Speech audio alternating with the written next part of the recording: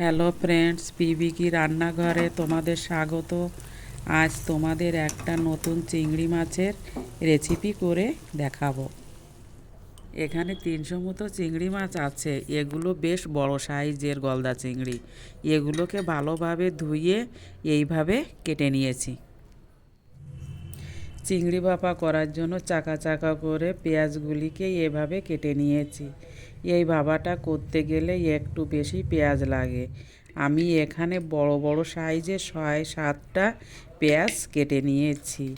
একটা টুইস্ট আছে, এটা শুধু অন্য কোনো মশলা ছাড়াই শুধু পেঁয়াজ দিয়েই রান্না করব।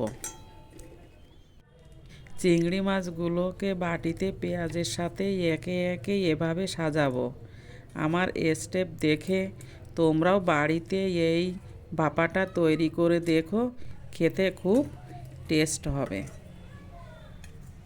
এইভাবে আমার পেঁয়াজগুলি সাজানো কমপ্লিট।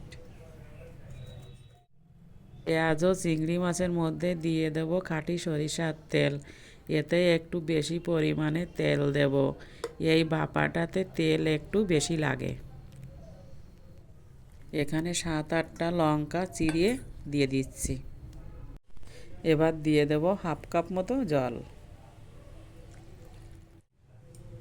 এবার দিয়ে দেব পরিমাণ মতো নুন ও হলুদ। তোমরা তোমাদের স্বাদ মতো দেবে। গ্যাসের ফ্লেমটা লো করে বাটিটা বসিয়ে একটা প্লেট দিয়ে ঢাকা দিয়ে দেব। এটা হতে অন্তত 25 মিনিট মতো সময় লাগবে। মাঝে মাঝে ঢাকনাটা খুলে একটু নাড়াচাড়া করে নিতে হবে, যাতে বাটির তলে লেগে না যায়।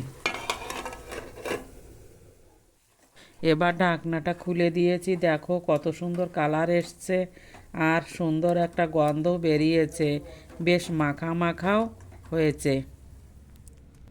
হয়ে গেল আমার চিংড়ি ভাপা। বন্ধুরা, আমার চ্যানেলটাতে একটু like, comment, share and subscribe করে দিও।